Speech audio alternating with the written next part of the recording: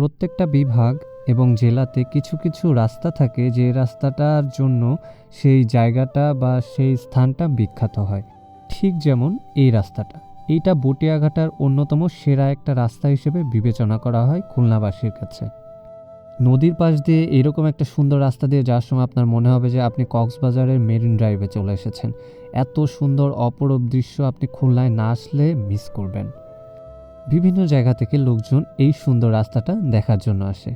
তো আমরা অনেকক্ষণ রাইড করার পর ভাবলাম যে একটু বসি। তো এখানে একটা ক্যাফে দেখলাম, ক্যাফেতে একটু হাঁটাহাঁটি করছিলাম।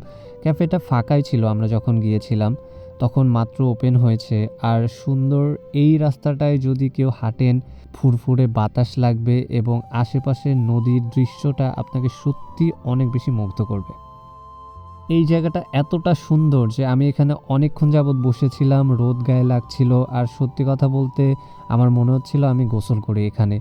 আর পানিটাও খুব একটা খারাপ ছিল না। এই নদীর পাশে বসে থাকতে অপরূপ সৌন্দর্য বা অপরূপ সুন্দর একটা অনুভূতি আমার হচ্ছিল। যাই হোক, বটিয়াঘাটার যদি কখনো কারো আসার সৌভাগ্য হয় তাহলে অবশ্যই এই সুন্দর জায়গা থেকে ঘুরে যাবেন।